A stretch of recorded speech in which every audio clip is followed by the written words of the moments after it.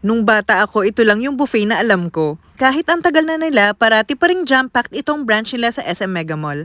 Masarap pa din kaya? Nag-change na nga pala yung kanilang birthday promo kaya screenshot nyo na lang for the details. Hindi silang reservation discount kaya mas makakatipid kayo pag nagpa-reserve. Ang request ng son ko for his birthday is only sashimi and tuna. Since hindi kami makakapunta sa exact birthday niya, dito namin siya dinala. After namin ma-experience ulit ang dads, winner pa rin yung saisaki nila. Nagustuhan namin yung mga may sauce na maki. Nagustuhan ko rin yung may chili powder and chili sauce.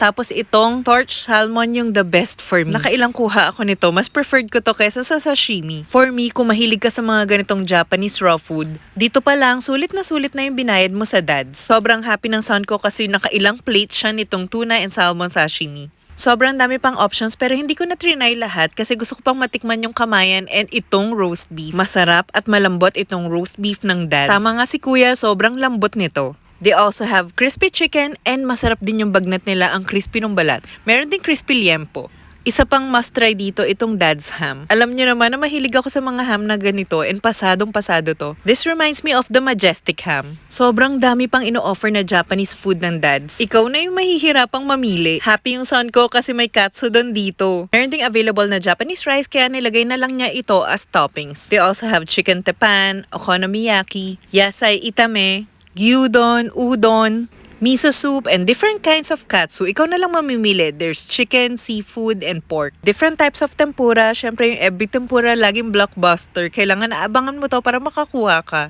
Lots of salad options para sa mga gusto magpaka-healthy. Paella, kalyos, mestisang bangus, roast pork, and signature na ng dads to, yung crispy kangkong, na masarap pa din, especially with the sauce. Meron ding okoy, ginataang kuhol, lagi akong kumukuha nito, sobrang tagal na nitong dish na to. Spicy seafood, laing, sobrang dami din ditong Filipino dish, no wonder why yung mga balikbayan dito dinadala. Look ko, may dinuguan, and marami ring fruits like papaya, watermelon, and bananas.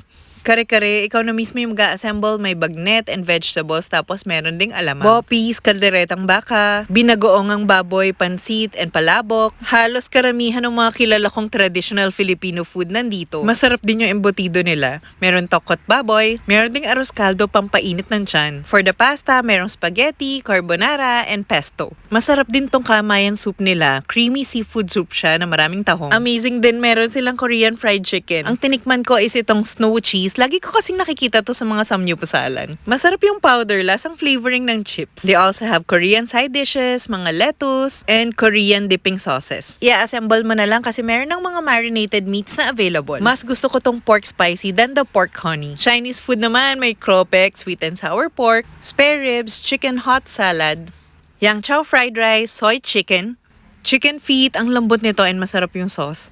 Meron ding mga mini siopaw and siomai. Nag-enjoy din kami sa mga Filipino desserts. Itong daughter ko nakailang kuha nitong ginataang bilo-bilo.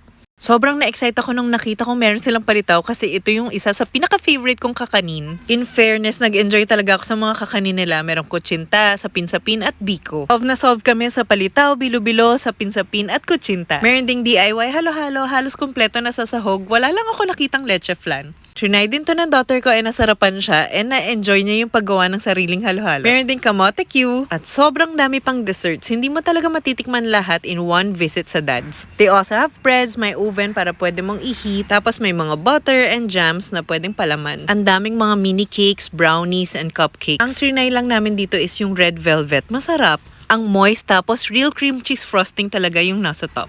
They also have red velvet bars and mga whole cakes. Mamimili ka na lang kung anong pinaka-type mong kainin. Actually, gusto ko pa sanang tikman yung mga cakes pero sobrang nabusog na ako sa mga kakanin. Tempa kong i-try yung ube cake nila kasi medyo kahawig nung red ribbon ube cake before. Pero hindi na kinaya ng tummy ko kasi super busog na. Amazing kasi ang dami pala talagang options dito sa dads. Kaya for me, sulit pa rin i-try to kahit ang dami pang buffet options nowadays. Meron din silang mga mini burgers, mga ham, cheese, pero so-so lang to for me. Meron ding fried siomai and nachos. Ang naalala ko ditong gustong-gusto ko tuwing merienda buffet nila is itong mini tacos. Masarap pa rin yung lasa pero hindi na crunchy yung tacos. Meron ding flavored fries for the kids. And syempre, hindi mawawala yung ice cream. To sa dads, kanya-kanyang kuha ng ice cream. Meron ding available candies for toppings ng ice cream. To medyo nasa dulo to kaya hindi ko rin natikman. Pero meron silang mga pares mami, sukiyaki, and meron din ditong egg drop soup. Maraming juice options, meron ding tea, Wala lang coffee or beer. Wala nga lang silang machine for soft drinks kaya mano-mano mong ibubuhos sa glass mo. But that's fine as long as may Coke Zero. At syempre, may pa-happy birthday sa birthday celebrant. Nag-renovate sila recently kaya mas brighter tingnan ang dads ngayon. Sa mga buffet hit or miss naman, hindi laman lahat masarap. Pero sa dads, I can say na worth it kasi nakain namin yung mga gusto namin kainin talaga and satisfied kami.